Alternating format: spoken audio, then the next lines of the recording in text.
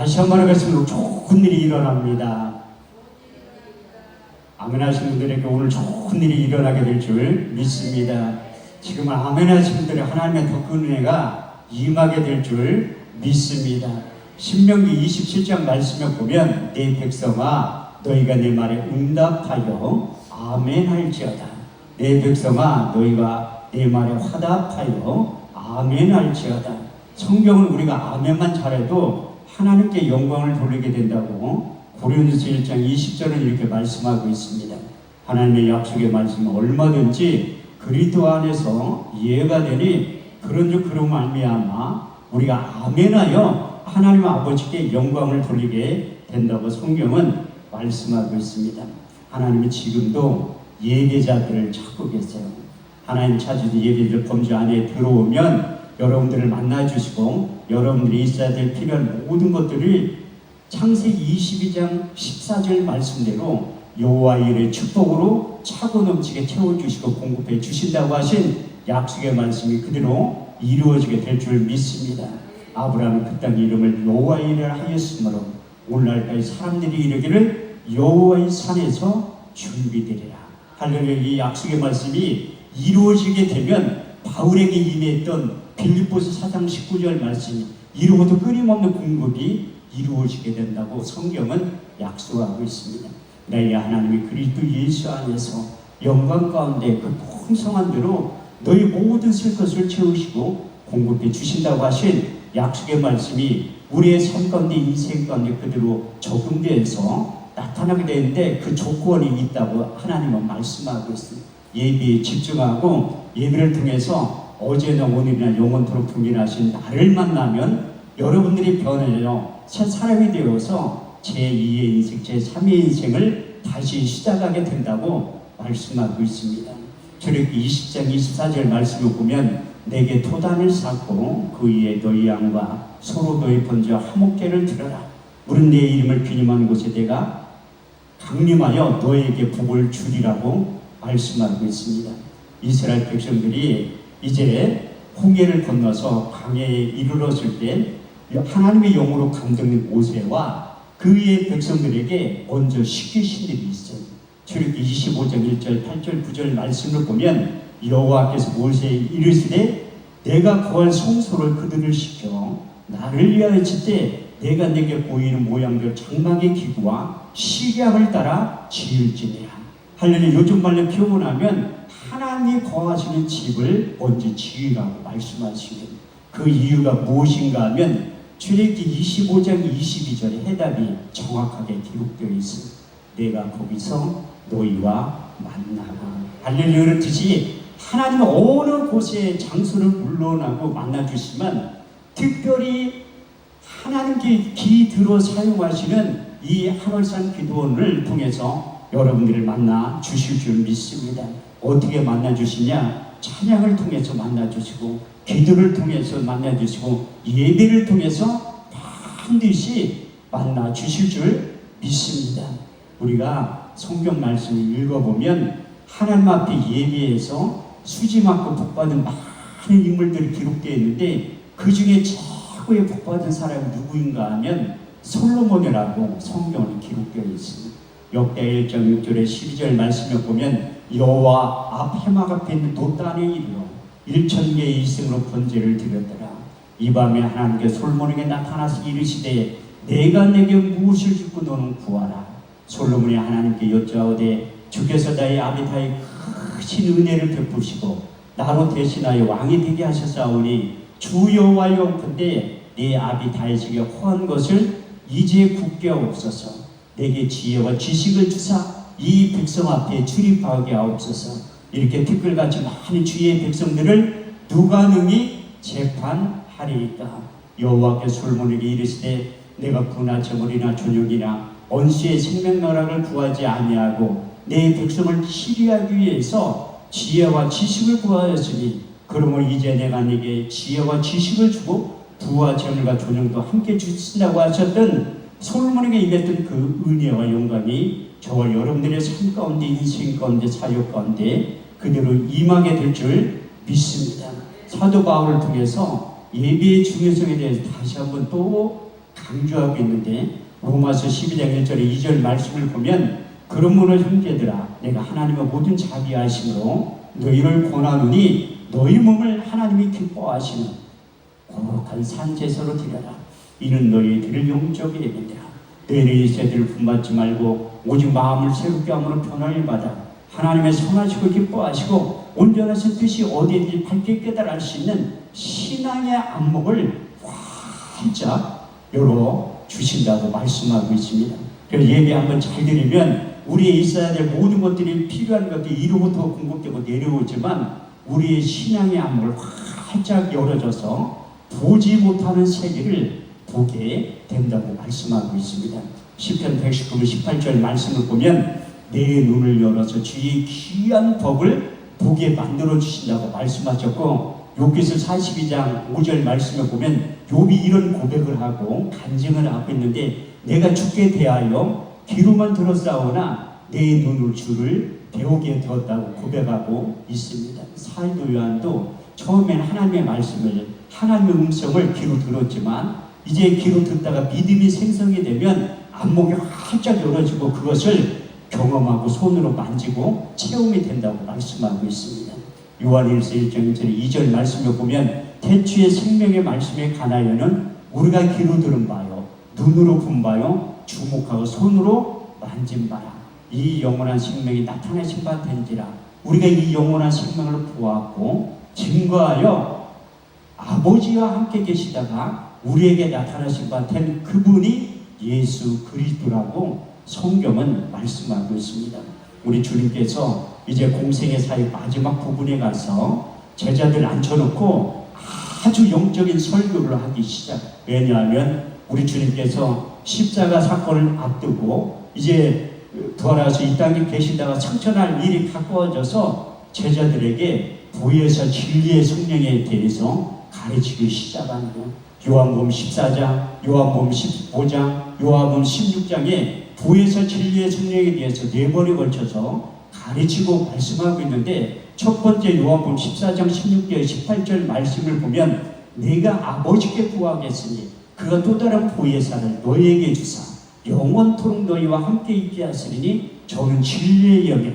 이 세상은 능히 저를 받지 못하나니 이는 저를 보지도 못하고 알지도 못함이라. 그러나 너희는 저를 아나니 저는 너희와 함께 거하시며 또 내가 너희에게 계시겠습니다. 내가 너희를 보와 같이 버려두지 아니하고 너희에게 다시 올 때에는 육신의 몸으로 오시는 게 아니라 이 보혜사 진리의 성령으로 다시 오게 된다고 말씀하고 있습니다. 두 번째 요한복음 14장 26절 말씀을 보면 보혜사 곧 아버지께로부터 너에게 보내실 성령 그가 너에게 모든 것을 가르치시고 내가 말한 모든 것을 생각나게 하실 것이다. 그분이 오셔야지만 나에 대해서 정확하게 가르쳐주고 내가 한 말이 생각나게 될 것이다. 그래도 제자를 깨닫지 못하는 것 세 번째 요한복음 15장 26절 말씀을 통해서 아버지께로부터 너에게 보낼 보혜사 곧 아버지께로 나오시는 진리의 성령이 오실 때에 그가 나를 증거하실 것이야. 우리가 2000년 전에 예수 그리스도를 보지 못했지만 보혜사 진리의 성령이 오시면 그분에 대해서 자세하게 가르쳐주고 그 생전에 얘기했던 하나님의 말씀을 통해서 기록된 복음서의 말씀이 경험이 되고 체험이 되고 능력으로 나타나게 된다고 하신 약속의 말씀이 그대로 이루어지게 될 줄 믿습니다. 보혜사는 그 헬라어 원문에 보면 이로자, 변호자, 곁에서 도와주시는 자의 그 뜻으로 풀이될 수 있는 그분이 항상 오시면 우리 육체 가운데 전상고 들어오셔서 우리의 변호자, 이로자에 되시며 예수님과 하나님에 대해서 정확히 가르쳐 주신다고 약속하고 있습니다. 그래도 제자들이 깨닫지 못하니까 마지막 네 번째 이런 말씀을 하십니다. 요한복음 16장 7절에 9절 말씀을 보면 내가 실상을 말하노니 내가 떠나가는 것이 너에게 유익이라. 가면 내가 보혜사를 보내리니 그가 와서 죄에 대하여 의에 대하여 심판에 대하여 이 세상을 책망하시리라. 죄에 대하여 너희가 나를 믿지 아니하며 의에 대하여 내가 아버지께로 와서 너희가 나를 다시 보지 못하며 심판에 대하여라면 이 세상 임금이 심판을 받았느니라. 이렇게 네 번에 걸쳐 영적인 설교를 우리 주님께 말씀하셔도 깨닫지 못하니까 요한복음 16장 13절 말씀을 통해서 이렇게 결론을 내려주시고 그리하나 진리의 성령이 오시며 그가 너희를 모든 진리 가운데로 인도하시니 그가 스스로 말하지 않고 오직 듣는 것을 말하시며 장래일을 너에게 알려주신다고 하신 약속의 말씀이 성취되면 우리가 성경 말씀이 요한복음 있는 말씀대로 우리가 깨달아 알게 되는 거예요. 성경 말씀을 열므로 무든한 자의 빛이사 성경을 깨닫게 만드시니 에베소 1장 17절에 18절 말씀을 보더라도 우리 주 예수 그리스도의 하나님 영광의 아버지께서 지혜와 계시의 정신을 주사 하나님을 알게 하시고 마음의 눈을 밝히사 성경을 깨닫게 하신다고 하신 약속의 말씀이 그들이 이루어지면 우리 주님께서 요한복음 6장 63절 말씀을 통해서 살리는 것은 영이니 육은 무익함이라 내가 이런 말이 영이요 생명이 된다고 하신 약속의 말씀이 제자들에게 전하고 증거될 때 너희가 이제 떠나갈 것이냐고 질문을 던졌을 때 제자들이 주님에게 하신 말씀이 영생의 말씀이 주께 있사오니 우리가 어디로 떠나갑니까? 우리는 항상 주님과 같이 더불어 세상 끝날까지 가까이 있다고 약속하신 그 말씀이 이루어지는데 그래서 오늘 우리가 예배를 통해서 신앙이 한번 활짝 열어지고 성경 말씀이 경험이 되고 처음이 되면 감추어진 그 보화가 발견이 되면 여러분들이 전부를 팔아서 밭에 감추어진 보화를 사듯이 참 가치를 발견하면 여러분들이 변해서 새 사람이 되어서 제2의 인생, 제3의 인생을 다시 시작하게 될 줄을 믿습니다. 할렐루야. 이렇듯이 우리가 성경 말씀 창세기 1장과 2장 말씀을 자세히 읽어봐야 돼요. 이사야 34장 16절 말씀을 보면 너희는 여호와의 책을 자세히 읽어보라. 이것이 하나도 빠진 것이 없고 짝이 없는 것이 없으리니 이는 여호와의 입이 이를 명하시고 그의 신이 이것들을 모으셨다고 말씀하고 있습니다. 구약적인 표현은 여호와의 책이라고 하지만 우리 주님께서 부활하셔 이 땅에 40일 동안 계실 때 그 근거가 어디에 있냐면 사도행전 1장 3절 말씀을 보면 해 받으신 후에 친히 사심을 나타내사 40일 동안 너에게 보이시며 하나님 나라에 대해서 말씀하실 때 누가복음 24장 44절 말씀을 통해서 모세의 글과 선지자의 글과 시편에 나에 대해서 기록되어 있다고 말씀하고 있습니다. 그것이 우리가 지금 말하는 구약 성경이라고 표현하고 있고 우리가 말하는 성경이라는 단어가 어디에 조금 등장하냐면 디모데후서 3장 15절에 17절 말씀에 사도 바울이 영적인 아들 디모데에게 편지를 쓸 때 이런 말씀을 하고 있습니다. 내가 어려서부터 성경을 알았나니 성경은 너로 하여금 그리스도 예수를 믿음으로 말미암아 구원에 이르는 지혜가 있게 하느니라. 모든 성경은 하나님의 감동으로 된 것으로 교훈과 책망과 바르게 함과 의로 교육하기에 유익하니 이는 하나님의 사람을 온전케 하며 선한 일을 행하기에 온전케 하려 하시느니라. 제가 새벽에 말씀드렸듯이 하나님의 말씀을 가까이 하면 인생이 내리기 전이 지름길이 잘 되는 방법이 이 안에 다 담겨져 있다고 말씀하고 있습니다. 시편 119편 105절 말씀을 보면 주의 말씀 내 발의 등이요 내 길의 빛에 역할을 하게 된다고 말씀하셨고 여호수아 1장 8절 말씀을 보면 이 율법책을 내 입에서 떠나지 말며 주야로 그것을 묵상하여 그 가운데 기록한 대로 다 지켜 행하라. 그리하면 내가 평탄하게 될 것이 형통한 삶을 영위하게 될 것이라. 신명기 28장 1절 12절 말씀을 통해서도 하나님의 약속의 말씀을 듣고 그 가운데 지켜 행하면 이런 삶이 펼쳐지게 된다고 성경은 약속하고 있습니다. 너희가 너희 하나님의 약속의 말씀을 삼가듣고 오늘날 내게 명하는 그 모든 명령을 지켜 행하면 내 하나님 여호와께서 너를 세계 모든 민족 위에 뛰어나게 하실 것이다. 내가 내 하나님 여호와의 말씀을 순종하면 이 모든 복이 내게 임하며 내게 미치리니 내가 성읍에서 복을 받고 들에서도 복을 받을 것이며 내 몸의 소산과 내 토지의 소산과 내 짐승의 새끼와 우양의 새끼가 복을 받을 것이며 내 강주리와 떡반죽 그릇이 복을 받을 것이며 내가 들어와도 복을 받고 나가서도 복을 받게 될 것이라. 내 하나님 여호와께서 하늘의 아름다운 보화를 열으사 내 땅에 때를 때라 내리시며 내 손으로 하는 모든 일이 복을 주시마 약속하신 그 약속의 말씀이 경험이 되고 체험이 되기만 하면 여러분들이 허락하여 주셨던 복이 이상의 1000배의 복이 임하게 된다고 말씀하고 있습니다. 신명기 1장 11절 말씀을 보면 내 열조의 하나님 여호와께서 너를 현재보다 1000배나 많게 하시며 너희가 허락하신 것 같이 너희에게 복 주시기를 원한다고 말씀하고 있습니다. 하나님 우리들에게 복 주시기를 원한다고 민수기 6장 24절에서 27절의 말씀을 통해서 확실히 약속하고 있습니다.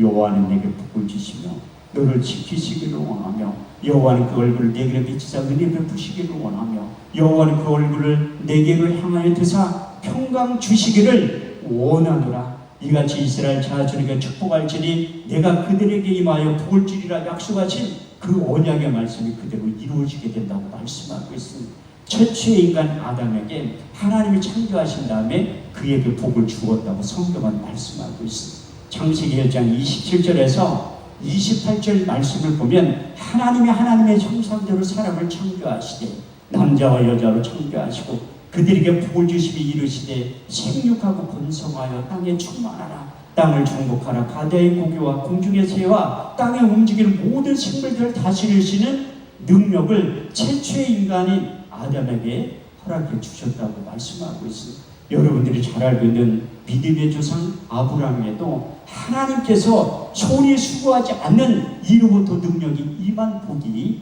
임하게 됐다고 말씀하고 있습니다. 창세기 12장 1절에 3절 말씀을 보면 여호와께서 아브라함에게 이르시되 너는 본토 친척 아비집을 떠나 내가 내게 지시할 땅으로 가라. 내가 너를 큰 민족을 이루고 내 이름을 창대케 하리니 너는 복의 근원이 될지라. 너를 축복하는 자에게 복을 내리고 저주하는 자에게 저주하니 땅의 모든 민족이 너로 인하여 복을 얻게 될 것이라. 아담에게 하나님께서 그런 엄청난 복을 주시고 아브라함에게 그런 엄청난 복을 주시고 더 나아가 이스라엘 백성들에게 하나님께서 복을 주셨다고 말씀하고 있습니다. 출애굽기 23장 25절에서 26절 말씀을 보면 너희는 너희 하나님 여호와를 섬겨라. 그럼 내 양식과 물에 복을 내리고 너희 중에 병을 치하리니 내 나라에 내 낙태하는 자가 없고 잉태치 못하는 자가 없을 것이라. 이에 너희 날수를 채워주신다고 말씀하셨고 더 나아가 이로부터 이스라엘 백성들에게 재물 얻으실 능력이 이로부터 임하게 된다고 말씀하고 있습니다. 신명기 8장 17절에서 18절 말씀을 보면 내 손과 내 능력의 힘으로 이 재물을 얻을 따라 믿으라. 내 하나님 여호와를 기억하라. 그가 네가 재물 얻을 수 있는 능력을 주셨습니다. 이같이 하시면 내 열조에게 맹세하신 언약을 오늘과 같이 이루려 하시리니라. 할렐루야. 이렇듯이 하나님은 아담에게 아브라함에게 이스라엘 백성들에게 허락하여 주셨던 복을 우리에게 주신다고 말씀하고 있습니다. 아니 목사님 그분들은 특별한 0.001%의 사람들이 우리와 어떻게 똑같냐고 하면 제가 서기의 성경을 짜겠다고 말씀드렸습니다. 그래서 우리 주님께서 이런 고백을 하고 계십니다. 고린도서 8장 9절 말씀을 보면 너희가 그리스도의 은혜를 알거니와 부유하신 자로서 가난하게 되시면 그의 가난을 인하여 너희를 부유케 하려 하시니라. 우리가 그리스도 안에 있으면 우리 주님께서 가난하게 되시면 너희를 부유하기 위해서 약속하신 그 말씀이 그대로 나타나게 된다고 말씀하는 한 가지 조건이 있다면 그게 무엇인가 하면 갈라디아 3장 13절에 14절 말씀을 보면 그리스도께서 우리를 위하여 저주를 받은 바 되사 율법의 저주에서 우리를 속량하셨으니 이는 나무 아래 다는 자마다 저주 아래 있는 자라 하였습니다. 이같이 하시면 아브라함의 복이 이방인에게 미치게 하고 그래서 이방인들 우리에게 아브라함의 복이 그리스도 안에 있을 때 미치게 된다고 말씀하고 있습니다. 갈라디아 3장 29절 말씀을 보더라도 너희가 그렇게 속한 자 아브라함의 후손이요 그 유업을 이을 자라고 말씀하고 있고 갈라디아 4장 6절 7절 말씀을 보면 너희가 아들인 거로 그 아들의 영을 우리 마음 가운데 보내사 아바 아버지를 부르게 하셨느니라. 너희가 이 이후로는 종이 아니요 아들이니 아들은 그 유업을 이을 자라고 말씀하고 있습니다. 그 약속의 말씀이 여러분들의 육의 신비에 새겨지고 나는 내게 하신 말씀 그대로 되려 확실히 하나님을 믿을 때 너희가 믿으면 하나님의 영광을 받게 된다고 하신 그 약속의 말씀이 그대로 이루어지게 될 줄 믿습니다. 하나님은 이 성경 전체 31,193절을 통해 약속하신 것은 하나님의 때에 하나님의 방법으로 반드시 나타난다고 말씀하고 있습니다. 시편 89편 34절 말씀을 보면 내 언약을 파하지 아니하고 내 입술을 낸 것도 변치 아니하리라. 여러분이 잘 알고 있는 민수기 23장 19절에 20절 말씀을 보면 여호와는 인생이 아니시니 거짓말을 하지 아니하시고 인자가 아니시 후회가 없으시더라. 오직 말씀하신 바를 행치 아니하시고 하신 말씀이 실행치 아니하시라. 우리가 축복의 병을 받았으니 그가 하신 축복을 우리가 돌이킬 수 없도다. 할렐루야. 그 약속의 말씀이 이루어지기 위해서는 우리가 어떤 존재인지를 알아야 된다는 거예요. 창세기 2장 7절 말씀을 보면 하나님이 흙으로 사람을 지으시고 그 코에 생기를 불어넣으시니 사람이 생명이 되었다고 말씀하고 있어요. 제가 창세기 1장 27절에서 28절도 우리와 하나님과의 관계에 대해서 정확하게 말씀하고 있는데 하나님의 형상대로 사람을 창조하시되 남자와 여자로 창조하셨다고 말씀하고 있습니다. 시편 기자는 창세기 1장과 2장 말씀을 인용하면서 우리와 하나님과의 관계에 대해서 우리와 하나님과의 정체성에 대해서 4번에 걸쳐서 이런 결론을 내려주고 있습니다. 첫 번째 시편 2편 7절 말씀을 보면 내가 내 영을 전하노라 너희는 내 아들과 딸들이라 오늘날 내가 너희를 낳았다고 표현하고 있고 두 번째 시편 80편 6절 말씀을 보면 여호와께서 가라사대 너희는 신들이며 다 지존자의 아들과 딸들이라고 표현하고 있고 세 번째 시편 139편 13절 말씀을 보면 주께서 내 장부를 지으시며 내 모태에서 나를 조직하셨다고 표현하고 있고 마지막 네 번째 시편 139편 16절 말씀을 보면 주의 형들이 나를 이루었고 나의 정한 날이 되기 전에 주의 책에 다 기록이 되었다고 말씀하고 있습니다. 우리 주님도 모세의 길과 선지자의 길과 시편의 등통이기 때문에 창세기 1장과 2장 시편 말씀을 인용하면서 우리와 하나님과의 관계에 대해서 이런 결론을 내려주고 있는데 요한복음 10장 34절 35절 말씀을 보면 너희 율법에 기록한 바 내가 너희를 신이라 하지 아니하였느냐 성경은 폐하지 못하나니 하나님의 말씀을 받은 자들을 영적인 존재, 신적인 존재라고 말씀하고 있습니다. 그런데 사람의 죄가 이 세상에 들어온 다음에 하나님과의 단절이 된 이유가 무엇인가 하면 내 안에 하나님이 여기 떠났기 때문에 육신적인 존재, 정신적인 존재만 남아 있어서 영적인 존재가 안 돼서 세상 소리는 잘 들리는데 영의 소리, 하나님의 음성은 들리지 않았다고 말씀하고 있습니다. 사람의 죄가 세상에 관영한가 그 모든 계획과 생각이 항상 악한가 뿌림을 아시고 하나님의 사람 지으셔서 한탄하셔서 창세기 6장 5절을 통해서 말씀하고 있는데 그 앞에 저 창세기 6장 3절 말씀을 보면 여호와께서 가라사대 나의 영이 영원히 사람과 함께 하지 아니하니 이는 그들이 육체가 되리라. 그러나 그들의 날은 120년이 될 것이다. 인간의 범죄함을 통해서 하나님의 영이 떠나서 하나님과 소통이 안 되고 불풍이 된 그 안타까움을 보고 하나님이 구약의 선지자를 통해서 내가 예비해 놓으신 하나님의 영 성령을 물붓듯이 부어주시면 약속을 하시고 그 대표적인 대선지자 이사야의 입술을 통해서 두 번에 걸쳐서 예언의 말씀이 등장하고 있는 첫 번째 이사야 11장 2절 말씀을 보면 주 여호와의 신 곧 지혜와 총명의 신이요 모략과 재능의 신이요 지식과 여호와를 경외하는 신이 각 사람에게 임하게 될 것이다. 두 번째 이사야 32장 15절 말씀을 보면 마침내 성신을 이에서부터 부어주리니 광야가 아름다운 밭이 되고 아름다운 밭이 살림으로 변하게 될 것이다. 여러분들이 잘 알고 있는 요엘 선지자의 입술을 통해서 또 이런 예언의 말씀이 등장하고 있는 요엘서 2장 28절에서 29절 말씀을 보면 그 위에 내가 내 신을 남종과 여종들에게 부어주리니 너희 자녀들은 장래일을 말할 것이요 너희 젊은이는 한 성을 보고 너희 늙은이는 꿈을 꾸게 될 것이다. 그 위에 내가 내 영을 남종과 여종들에게 부어주게 될 것이다. 이런 말씀을 하셨고 우리 주님께서 마지막 고별 설교 가운데 4번에 걸쳐서 부의 진리의 성령에 대해서 언급한 다음에 그분이 오시는 게 그만큼 중요하기 때문에 부활하셔서 사도행 1장 4절에서 5절 말씀을 통해서 사도와 같이 모이자 저희가 분바에 가라사대 예루살렘에 떠나지 말고 내게 들은 바 아버지의 약속하신 것을 기다리라. 요한은 물로 세례를 베풀었으나 너희는 몇 날이 못돼 성령으로 세례를 받게 될 것이라.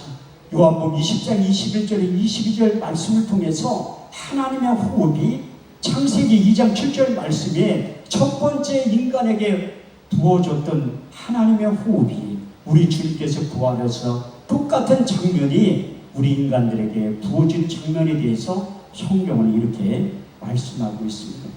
너에게 평강이 있을지어다. 아버지가 나를 보내신 것 같이 나도 너희를 보내느라. 이 말씀을 하시며 저희를 향하여 숨을 내쉬며 가라사대 성령을 받으라.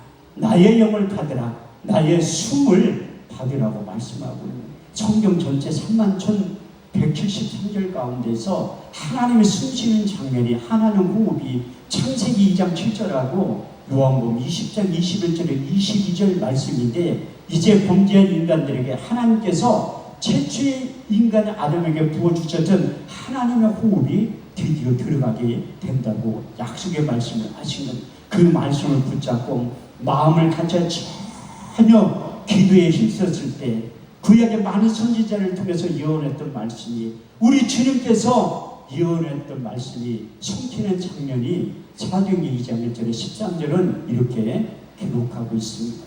오순절 날 이미 이름에 저희가 다 같이 한 곳에 모였더니 후련히 하늘로부터 급하고 강한 바람 같은 소리가 있어 저희 안들 온 집에 가득하며 불의 같이 갈라지는 것이 저에게 보여 각 사람 위에 임하여 있더니 저희가 다 성령의 충만을 받고 성령이 말하게 하심을 따라 다른 언어로 말하기를 시작하니라. 그때 경건한 유대인들이 천하각보로 빠서 예루살렘에 우구하더니 이 소리가 나면 큰 무리가 모여 소동하여 가로되 보라 이 말하는 사람들이 다 갈릴 사람들이 아니냐. 우리의 각 사람이 남고 방언으로 듣게 되니 어찌 되면요. 우리는 다 바데인가 메데인가 엘레미가 메소포타미아 분도 아시아 부르길라 빈빌리아 애국과 민 구레네에 가까운 리비아 여러 지방에 사는 사람들과 로마로 돈 나그네 유대인과 유대교에 들어온 사람들과 그레데인과 아라비아인들이라. 우리의 각 사람의 남고 방언을 하나님의 큰 일을 말함을 듣기 시작했다고 말씀하고 있습니다. 세상 소리를 잘 들렸던 인간들이 드디어 성령이 임한 다음에 영의 소리, 하나님의 소리가 들리게 되었다고 말씀하고 있습니다. 그 성령이 우리 육체 가운데 전수함고 들어오면 많은 일들을 하지만 그 중에 첫 번째 하시는 일이 우리 육체 가운데 새 영과 새 마음을 부어주신다고 말씀하고 있습니다. 우리 인간들은 하나님의 생각과 동떨어진 생각을 가지고 있다고 하나님께서 말씀하고 있습니다. 이사야 55장 8절에 9절 말씀을 보면 내 생각은 너희 생각과 다르며 내 길은 너희 길과 달라서 하늘의 땅보다 높은 같이 내 생각은 너희 생각보다 높으며 내 길은 너희 길보다 높으니라. 그래서 하나님이 끊임없이 새 영과 새 마음을 주신 다음에 우리 속에 하나님의 일치한 마음을 주셔서 하나님의 생각이 내 생각이 되고 하나님의 뜻이 내 뜻이 되고 하나님의 일들이 멀게 느껴지지만 내 일처럼 자연스럽게 느껴지게 된다고 말씀하고 있습니다. 에스겔 11장 19절에서 20절 말씀을 보면 내가 너희 속에 일치한 마음을 주고 그 속에 새 신을 주어 너희 몸에서 굳은 마음을 자하여 버리고 부드러운 마음을 주어서 너희가 내 율례를 하며 규례와 법도를 지켜 행할지는 너희는 내 백성이 되고 나는 너희의 하나님이 될 것이다.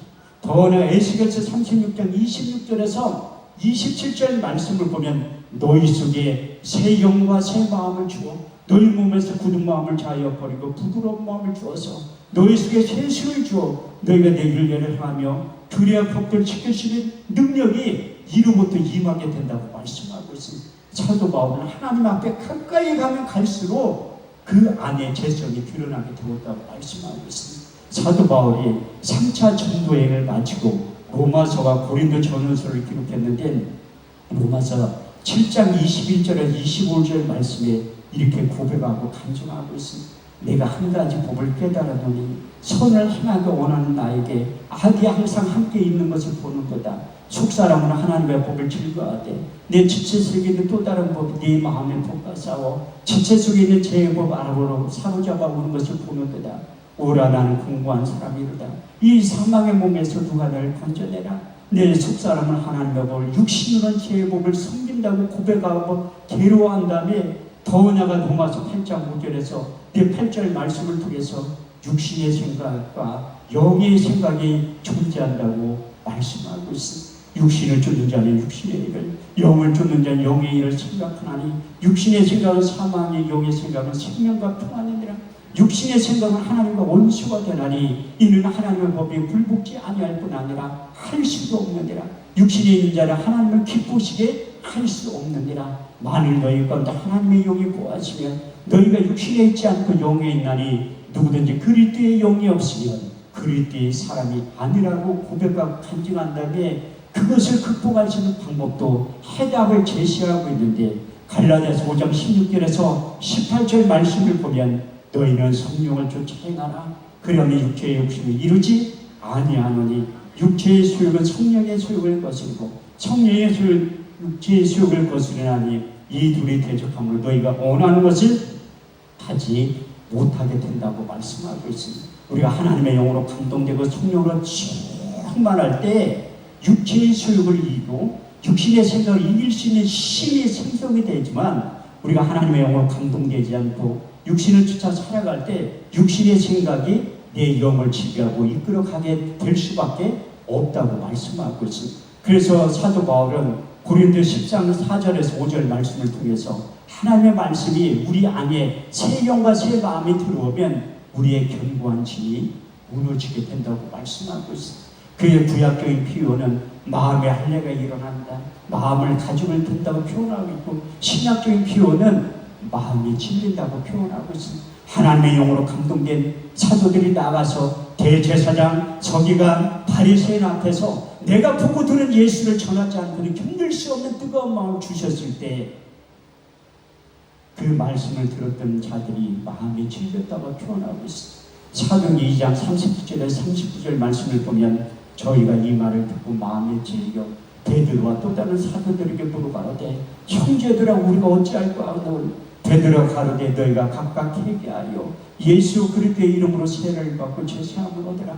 그러면 성령을 선물로 받으리니 이 약속은 너희와 너희 자녀와 모든 번대 사람 곧즉 우리 하나님 얼마든지 부르시는 자들에게 하신 것이라.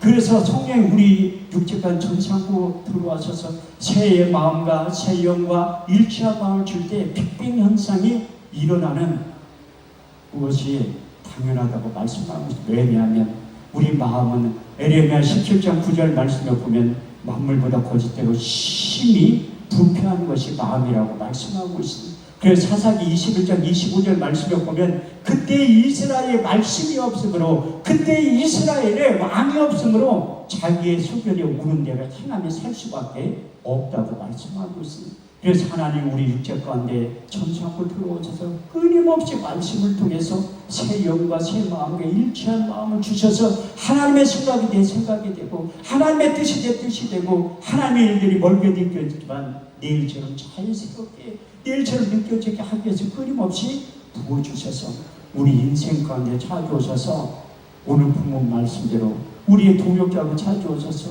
새 일을 하기를 원하신다는, 너희는 이전 일을 기억하지 말라, 옛적 일을 생각하지 말라. 보라 내가 새 일을 행하리니 이제 나타날 것이다. 너희가 정령이 그것을 알지 못하겠느냐. 내가 광야의 길을 사막의 강을 낸다고 하나님께서 그렇게 말씀하셨는데 우리가 그것을 인정하지 않는 거예요.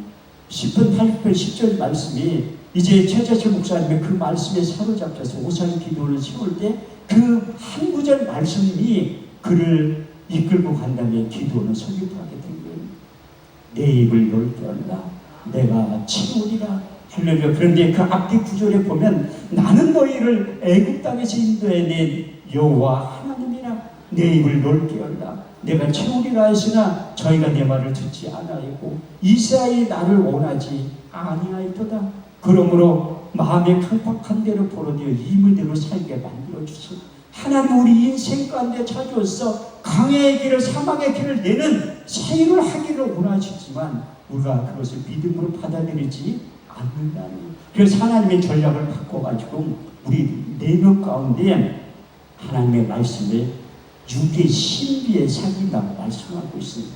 에레미야 31장 31절에서 33절 말씀을 보면 나 여호와가 바로 내라.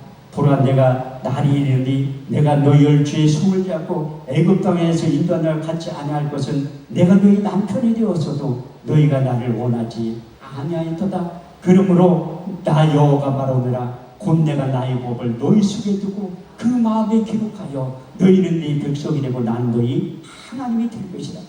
끊임없이 하나님의 말씀을 육의 신비에 새겨주셔서 그리스도의 편지로 만들어주십니다. 사도 바울이 그는 그리스도의 편지가 되었다고 고백하고 간증하고 있는데 고린도서 3장 3절 말씀을 보면 너희는 우리로 말미암아 나타난 그리스도의 편지니 이는 몸으로 쓴 것이 아니요 살아계신 하나님의 영으로 한 것이며 돌비에 새긴 것이 아니라 육의 신비에 새겼다고 말씀하고 있어요. 그래서 육의 신비에 새긴 것은 요한복음 14장 26절 말씀대로 보혜사 곧 아버지께로부터 너에게 보내실 성령 그가 너에게 모든 것을 가르치시고 내가 말한 모든 것을 생각나게 하실 것이다.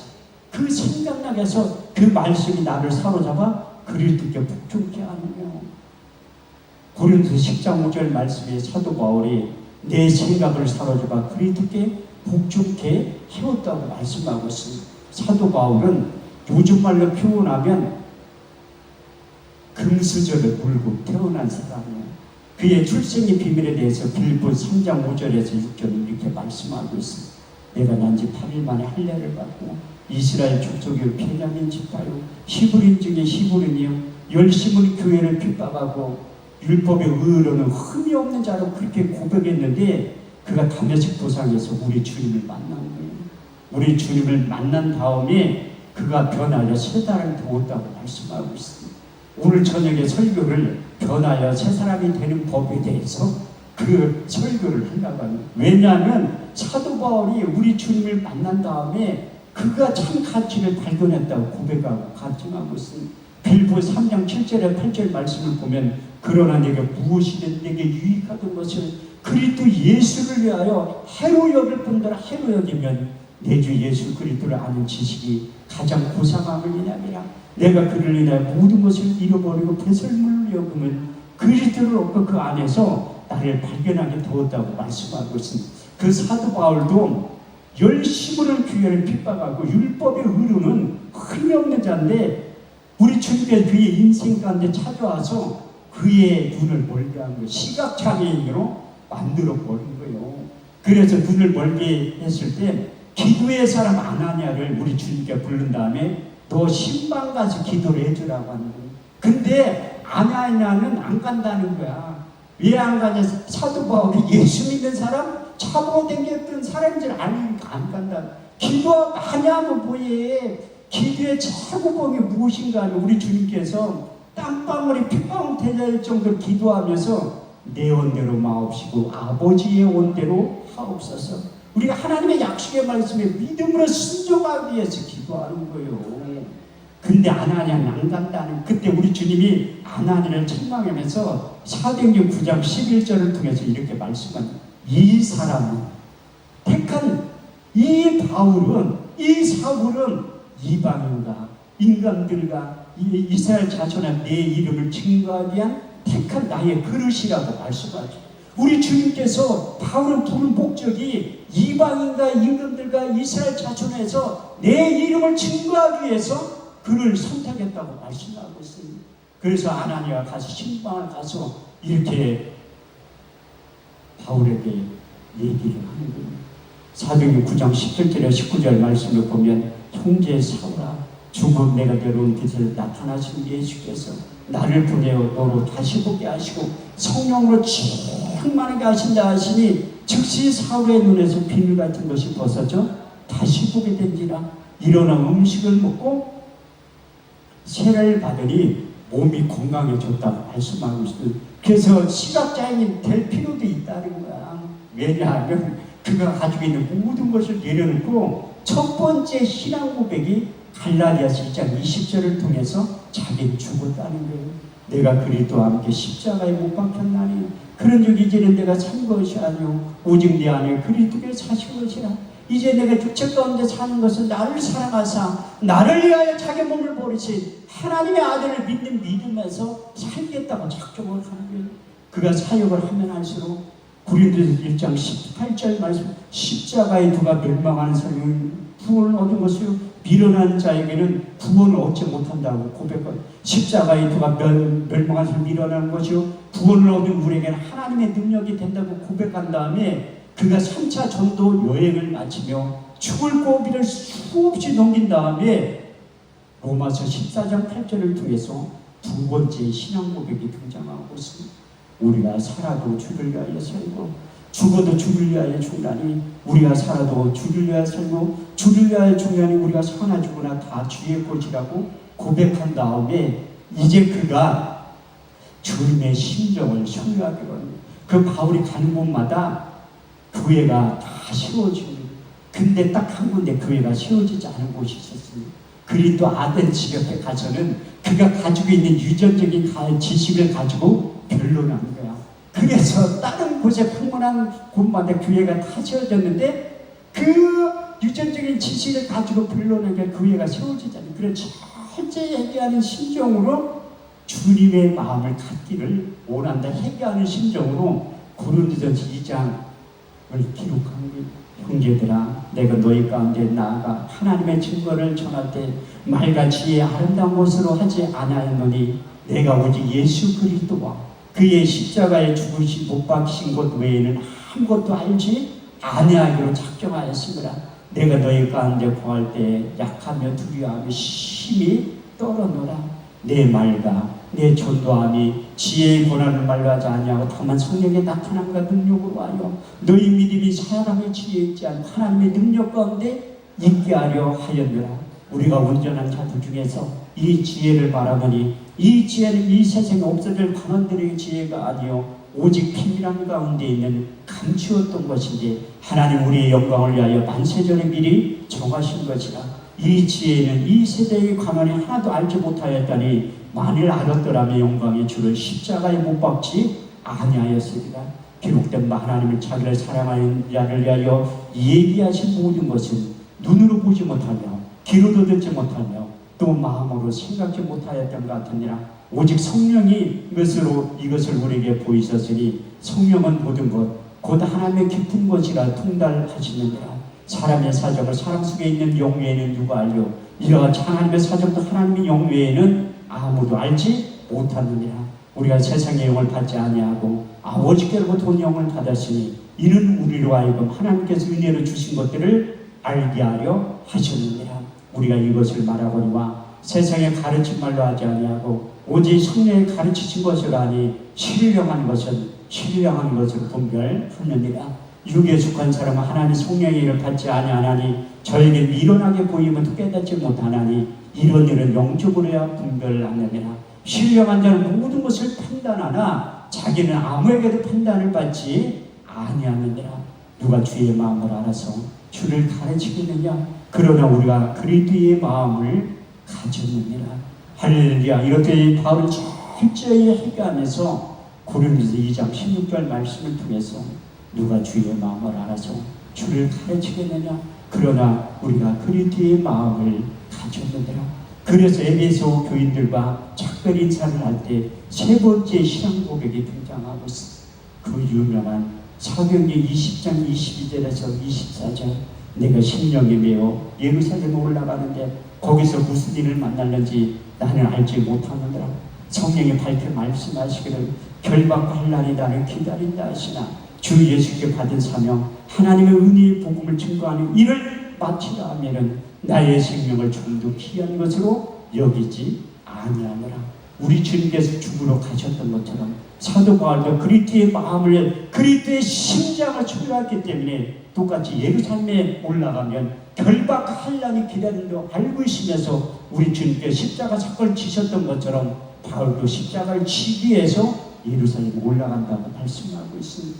그것이 그리스도의 마음을 소유하면 우리 주님께서 인생 가운데 찾아오서 우리의 부르심 목적을 정확히 깨달은 다음에 그것을 하게 된다고 말씀하고 있습니다. 그래서 하나님은 우리를 부른 다음에 일을 시킬 때 우리가 가지고 있는 힘과 능력을 하라고 한 적 한 번도 없습니다.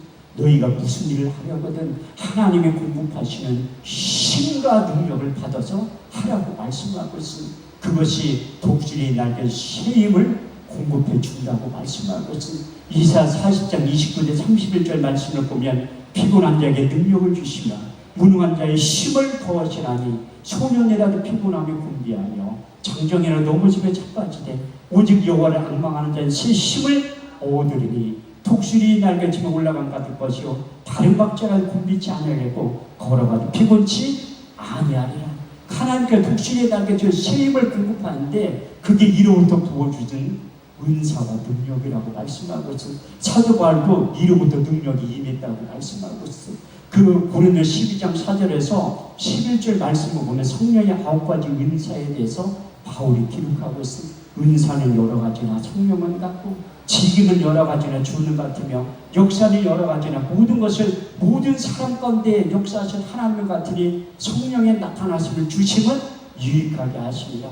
어떤 일에 성령으로 말미암아 지혜의 말씀의 은사를, 지식의 말씀의 은사를, 믿음을, 능력, 행함을, 영들 분별함을, 방언을, 예언을, 방언 통역함을 주시나니 이는 같은 한 성령이 행하사 그 뜻대로 각 사람에게 나눠 주신다고 말씀하고 있습니다. 그 능력이 베드로전서 5장 7절 말씀을 보면 하나님의 능력이 지극히 크심이 하나님에 있고 우리에게 있지 않다고 말씀하고 있습니다. 야고보서 1장 17절 말씀에도 가장 좋은 은사 온전한 선물이 다 이로부터 빛들의 아버지께로부터 내려온다고 말씀하고 있어요. 우리가 하나님이 그 세일을 감당하기 위해서 하나님의 공급하시는 능력이 임하게 된다고 말씀하고 있습니다. 사도 바울도 그는 유전적인 많은 것을 갖고 있지만 빌립보서 4장 13절 말씀이 그냥 나온 게 아니에요. 11절 12절 말씀을 보면 내가 공급함으로 말하는 것이 아니라 어떤 형편에든 자족하기를 배웠느니 내가 비천에 처할 줄 알고 풍부에 처할 줄도 알아 모든 일에 배부르며 배고픔과 풍부에 일체의 비결을 배우느라 내게 능력 주신 자 안에서 내가 모든 것을 할 수 있느니라. 그래서 사도 바울은 에베소 4장 11절 말씀에 대해서 5가지 직임을 말하고 자기는 그 일을 성실히 잘 수행하고 감당했다고 고백하고 간증하였습니다. 사도와 선지자와 복음 전환자와 목사를 교사로 세우셨으니 이는 하나님의 사람 온전케 하며 봉사의 일을 하게 하며 그리스도의 몸을 세우려 하십니다. 우리가 하나님의 아들을 믿는 것과 아는 일이 하나가 되어 온전한 사람이 이루어 그리스도의 장성한 권량을 충만한 데까지 이르리니 이제부터 우리가 어린아이가 되지 아니하여 사람의 개술과 감사한 유혹에 빠져 온갖 교용과 풍주에 밀려 요동치 않게 하려 하시느니라. 그래서 이로부터 능력이 임할 때 바울이 시각장애인 단담이 철저히 내려놓고 하나님을 의지하기 시작하면 저도 작년에 3개월 동안 시각장애인이 된 적이 있어요. 그래서 내가 이렇게 눈 뜨고 다닌 지가 몇 달 안 됐어요. 제가 작년에 여기에 산하산 기도는 집회를 상당히 많이 한 거예요. 8.15 성에도 이 작은 6.25 성에도 피종재 목사님 모셔가지고 집회를 하고 8.15 성에도 하고 그 다음 주에 또 했는데 목요일에 새벽에 일어나니까 아침에 일어나니 왼쪽 눈이 하나도 안 보이기 시작하는 거예요. 유리체 출혈이라고 혈관이 다 터져가지고 잉크를 딱 뿌려대면 하나도 안 보이듯이 피가 얼룩져가지고 떡이 된 거예요. 바로 병원에 갈 수는 됐는데 제가 섬기는 예수 새생명 부흥회를 대표하지 않냐 금요일날 오전까지 집회 일정이 잡혀 있어서 다 끝날 때가 있었던 거예요. 그 병원에 월요일날 가니까 왜 이제 하냐고 의사가 그러더라고요. 이게 어떻게 할 수 있는 방법도 없대. 다 피가 얼룩져가지고 기다려 보자고 하더라고요. 그때 나는 하나님 앞에 너무 감사하다. 여기에서 집에까지 가는데 한쪽 눈 가지고 운전하는 거 너무 힘든 거야. 그런데 너 원망과 저주의 소리가 나온 게 아니라 하나님 감사합니다. 만약에 두 눈 멀었으면 어떡할 뻔했어. 운전을 못하는데. 근데 아니나 달라 한 달 지나니까 광명에 있는 모 기도원에 집회를 인도하는데 한쪽 눈 가지고 생활하는데도 그렇게 많이 운전하기만 불편하지 한정도는 보이니까 그래도 감사해요. 진짜 시각장애인에 비하면 나는 너무 감사 한쪽 눈이라고 보입니다. 그런데 강명에는 모 기도원에 집회를 하다가 한쪽 눈도 유리체 출혈이 일어나는 거예요. 그래서 20%밖에 안 보이는 거야. 20%. 그때 내가 할 수 있는 방법은 병원에 가서 보니까 이 눈 초음파하니까 망막에 방리됐다는, 막막이 방리되면 현대의학을 고칠 수 있는 방법이 거의 없는 거예요. 그때 하나님 앞에 절저히 매달리기 시작하는 거예요. 내 힘과 능력으로 안 되고 현대의학을 만나니까 할 수 있는 방법은 하나님 앞에 의지하는 것밖에 없잖아요. 사도 바울도 철저히 하나님 앞에 매달리고 의지했듯이 저도 하나님 앞에 매달리고 의지할 수밖에 없었거든요. 그때 제가 인생에 대해서 가장 많이 기도했던 시기가 그때였던 것 같아요. 왜? 하루에 10시간 가까이 기도했으니까. 외부에 집회 안 나가면 교회 기도원에 앉아가지고 기도를 하는, 하나님 나 좀 살려주세요. 하나님 내 눈을 열어서 보게 해주세요. 이렇게 10시간 뭐 미사역 할 것도 없어. 하나님 나 좀 살려주세요. 내 눈을 열어서 보게 해주세요. 그걸 10시간 동안 반복하면서 얼마나 간절해서 이게 나는 시각장애인 체험 3개월 해봤어서 그분들의 심정 요만큼은 안다는 거예요. 너무 불편하더라고요. 그때 기도하니까 하나님께서 말씀으로 찾아와서 이루의 말씀을 새겨주신 5가지의 말씀이 있어. 첫 번째, 두려워 말라. 내가 너와 함께하리라. 놀라지 말라. 나는 너희 하나님 됨이라. 내가 너를 굳세게 하리라. 참으로 내가 너를 도와주리라. 참으로 너희 오른손으로 너를 붙들어 주신다고 하신 말씀이 계속 기도하니까 두 번째 말씀이 이사 35장 5절 말씀을 주시고 그때 성경의 눈이 밝을 것이며 기머거리 귀가 열릴 것이며 그때 조는 자들이 사슴같이 뛸 것이며 동어리의 혀는 노래하게 될 것이다. 세 번째 요한복음 9장 7절 너는 신랑 못에 가서 씻으라 하시니 신랑 번역하는지 보내심을 받았다 하는 뜻이라. 이제 가서 씻고 밝은 눈으로 왔더라. 네 번째 시편 119편 50절 그 말씀이 내게 굴란 중에 이루라. 주의 말씀이 너를 살리셨느니라. 마지막 5번째 시편 110편 19절에 21절 내가 근심 중에 여호와께 부르짖으며 그 고통 가운데 구원하시되 저가 그 말씀을 보내 저를 고치사 이경에서 건져 내 신우도다. 주의 인자하심과 인생에 행하신 귀한 일들을 인하여 주를 찬송하게 될 것이다. 그래서 하나님이 내 육체 가운데 찾아오셔서 이제 시각장애인에서 3개월만 하고 더 벗어나게 됩니다. 왜 하나님이 눈을 멀게 했냐면 제가 불순종한 결과로 하나님이 내 눈을 멀게 한 거예요. 하나님이 2년 전부터 여기 대성전에서 집회를 하라고 말씀을 하신 거예요. 그런데 그것을 내 힘과 능력으로 도저히 감당이 안 되니까 머뭇머뭇 하니까 하나님이 눈을 멀게 한 거예요. 그래서 내가 하나님 앞에 기도할 때 작년 10월 달에 왼쪽 눈 멀을 때 여기서 개인 집회를 할 때 어떤 분이 내 길에서 만났는데 목사님이 이 시각장애인에 벗어날 수 있는 방법은 회개밖에 없다는 거야. 그래서 내가 누구냐고 물었는데 자기 목사를 기도하러 왔다고 하더라고. 자기도 옛날에 눈이 멀었었는데 회개 기도를 해서 눈이 하나님을 뜨게 해줬다는 거야. 그래서 난 처음에 아니 감사한테 왜 저런 말을 하지? 그런데 이제 숙소에 들어가서 기도할 때 하나님의 책망의 소리가 들리는 거예요. 3가지로. 내가 하나님 앞에 불순종하고 있었구나. 첫 번째 책망의 소리가 고린도서 13장 5절 너희가 믿음이 있는가? 너희 자신을 시험에 확증해버려. 두 번째 출애굽기 3장 15장 22절 순종이 제사보다 낫고 듣는 것이 수양의 기름보다 나으니라. 세 번째 로마서 14장 23절 믿음으로 쫓아 행하지 않는 게 죄라고. 하나님 그러면 내가 눈 뜨게 해주면 대성전 집회를 하겠습니다. 그렇게 해가지고 작년에 내가 시각장애인 다면서도 제 차에 있을 기념으로 이거 그 소경들의 직구대기는 지팡이가 있다니까. 근데 그 다른 기도원에 간 개인 집한테 그거 하는 거예요. 소경이 눈 떴다고. 제가 지난달에도 8월 달에 무주 기도원 가서 집회할 때 그 원장 목사님이 강구에 전단전에 그렇게 떠났어. 신봉사가 눈 떴다고. 아니 눈 떴다는 게 그래서 요즘에 그 간증하러 다니는 거요.